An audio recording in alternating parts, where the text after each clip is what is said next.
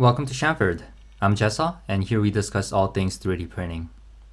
I have a few video game controllers in front of me that I bought off of Facebook Marketplace. They're all broken in different ways, like drift issues, broken buttons, and electronic problems. For this video, we'll be making a new shell for this PS4 controller using 3D printing. The shell we're about to make won't be the same style as the original. Instead, we'll be making an arcade-style shell. A standard handheld controller requires your 2 thumbs to cover at least 8 buttons on the front, while an arcade-style controller distributes the buttons more evenly across all 10 fingers. I've done something similar before with an Xbox controller to play Tekken 8 on, but I never recorded it, so this time, I'm hoping to capture the process with the PS4 controller. Off camera, I briefly tested the controller, and I think the only issue is with the right trigger. However, this is irrelevant to what we're trying to do, so that's great. We don't have to fix anything. The game we're making the controller for is called DJ Max Respect on PlayStation. It's basically the same thing as Guitar Hero with a different skin on it. I just bought it an hour ago, so I have some idea of what the button layout should be, but I've only played the first 5 easy songs in the game, so there's a good chance we'll need to make a revision or more challenging songs in the future. Here's the initial draft of the layout. Normally, I prefer really big controllers, because I play video games on a reclining couch and need my controller to act as both the controller and the palm rest. However, in the interest of keeping the print time low, I'll make this one smaller. I've tilted the buttons outward slightly to make it more ergonomic rather than keeping everything straight and square. And for the main keys in the top row, I'll be using standard mechanical keyboard switches. I was just taking the controller apart, and this PCB is really nice to work with. The solder pads are nice and big, and most of them are labeled in plain English, like share, left, right, up, down. This is my first time tearing down a PS4 controller, and I got really lucky. I know there are 8 or 9 different revisions that all look the same from the outside, and some of them have sister boards and things like that, and this one is just a single board on the inside, which is really nice. If you're going to work on a similar project, make sure you search online and get a revision that is easy to work with, just like mine. The one I have is CUHZCT2U. I have a bad news to share. I just came back from playing a couple more rounds, and I discovered some songs require the analog joystick input. I didn't really enjoy the mechanics, so I tried changing that in the settings, but I couldn't find anything. So now I'll probably have to go back to my design and revise it to include the holes for the joysticks. Alright, here's the updated design. I've moved the 4th key from here to down here and made it into a circle. The diameter is 19 millimeters, which is what I measured by taking my caliper to the original shell. I came across this old Reddit thread from 7 years ago, and this person says holding the analog input in one direction still counts as a continuous circle motion. And I was able to verify it. This changes things a bit, in a good way. Let me show you what my new plan is. Here's my idea. When a joystick is removed, there's no current flowing through. And that actually counts as pushing the stick all the way in one direction. The controller is calibrated for a very specific resistance to be the neutral position. So what I've done is I took a couple of normally closed switches and put them in front of the middle legs of the potentiometers. I've also added some hot glue so the contacts inside the pots don't rattle and register ghost inputs. One downside is that these switches don't look like the rest of the switches, but they're meant to be the special command buttons, so I think that's okay. Alright, a quick status update. I made some small tweaks and printed this out. A quick test piece, just to see if the buttons fit or not. And I'm happy to report everything worked out pretty good. Same thing with this piece. This bottom blue one is the standoff for the PCB, and yeah, again, no major issues there, no complaints.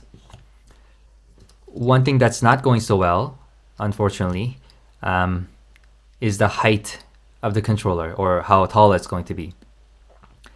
These are some of my favorite controllers, or arcade buttons to use on controllers, and they work great. They feel awesome, and they're amazing, but they're very tall. They're 34 millimeters tall from this point to the tip of the leg.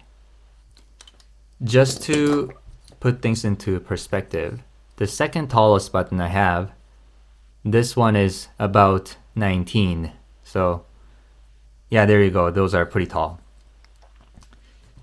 Not the end of the world. I think I'm going to replace them with more low profile buttons eventually.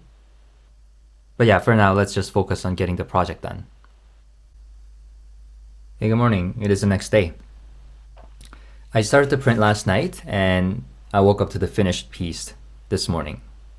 The piece is good. I have some comments that I want to make about it. Let's flip it over and look at my notes. It says small and pinky buttons too far. So yeah, those are the two comments, negative comments I want to make about it. And other than that, it's all pretty good. There's a little under extrusion. I think it's been a few months since I've calibrated this particular filament. So yeah, that's why we have this artifact. I think I'm gonna have to fix that in a bit. But outside of that, the button layout, the size of the button, we already did the test pieces yesterday, so that's all as expected. Yeah, let's go over the big chunks here. So a big round over in the corners, like I always do. That's for two reasons. A, aesthetics. I think they look good, and B, they prevent lifting in the corners. So I always do very heavy round overs in the corner. The other feature is the chamfer around the perimeter, which is another thing that I do to all of my prints for the same reason. This helps with the lifting, or preventing lifting, and yeah, I think it looks good as well. So, and this blue strip on the side, this is for making the text stand out a little bit more. White on white would be basically invisible. So yeah, blue on white. That's good. Okay, I want to draw your attention to this part here, where we have the seam line going down. I did enable the scarf seam, but it's still a little noticeable. I'm not bothered by it at all. I'm just pointing it out that it's there. And the other thing is, I don't know if you can see, but there's a little bit of ringing, which I also don't mind, but I thought I'd point it out. Ringing artifacts, they usually happen for, 3 reasons, I think. One being the vibration of the printer, more of a hardware issue, and a lot of it can be solved by just having better printers that are built more rigidly. So that's number one. Number two is the model resolution, and I think this is a thing that most people are not aware of. In Fusion, in the export menu, there's a place where you can adjust the resolution of the model.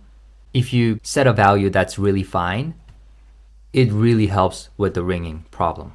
And lastly, of course, this could be a solution to many different problems, and that's simply slowing down your print. That helps as well. If we zoom in on the backside, you'll see this part is a little thinner than the rest of the shell, and that's because the shell that I made, this is made to be 3.2 millimeters thick, but the keys I'm using, specifically these keyboard switches, they only work up to 1.6 millimeters, so I had to carve that out a little bit. Good thing I noticed it early. Other than that, nothing really going on. I do have the 4 mounting pins or mounting holes, which I'll be using for the cover later on. I haven't designed the cover yet. But yeah, overall pretty good. Let me put the buttons in now. A quick tip before we go. When you're printing a box-shaped object like this with the bottom and 4 sidewalls, make sure you set the size of the chamfer around the perimeter to be the same as the thickness of the bottom part. And let me explain why that is. Imagine you're looking at the cross-section of your model from this angle. There will be a small line going up and a long line going across, and then another small line down there.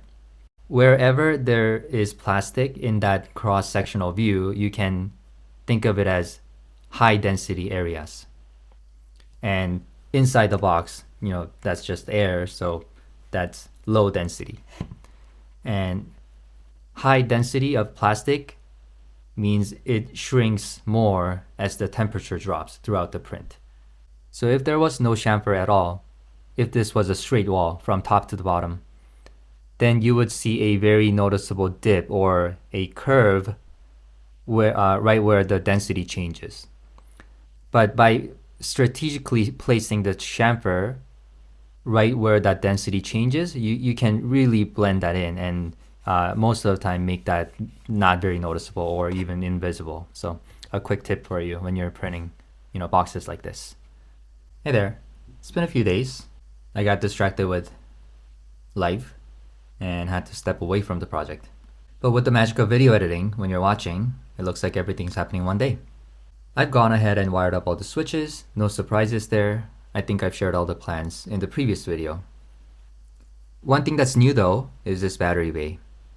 And no, I didn't break the original lithium battery. It's right here, it's intact. I just love AA batteries for a few different reasons. One thing that could be a bit of a turnoff with AA batteries is that the bay itself requires more space, but in this case it doesn't matter. I have lots of space. So yeah, that's done. On the top, here's how all the buttons look like. I didn't use every single button from the original controller because the game doesn't need all of them, so I kind of kept it to a minimum. But this one in the middle is the power. This is the power indicator light that I replaced. I was going to use the original PCB, but I managed to break the ribbon cable leading to it, so I've had to replace it, but it worked out okay in the end. One major complaint that I have with this controller is that these buttons on the ends, they're very stiff, especially compared to the rest of the buttons. So that's going to be a struggle, but luckily, these are not the most common buttons during the gameplay, so I might be okay. Next is the bottom cover. Nothing crazy, just a flat surface with a battery door that I built. I changed the batteries. I'll install that off camera. It's not the most interesting thing to see. But yeah, I think that about wraps up this project. And what do I think? All things considered, I would call this project a success. Although there are some shortcomings, they're not so bad that I want to build V2 right away. And this is a totally functional piece, and it definitely replaces my original handheld controller. So I'll put this unit to use for the next few months and get a feel for what I like and dislike. And there might be a new a V2 video that improves upon this version. So yeah, stay tuned, and yeah, thanks for watching. I'll see you next time. Bye.